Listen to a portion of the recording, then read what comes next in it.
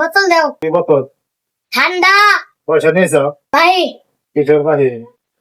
কয়েকদিন ধরে তো তোমার বাপ খালি পোলা গলা থেকে পয়সা করে খেয়াল দিলাম। খেতে তো লাগবে না। আবার আসতে দিবনি।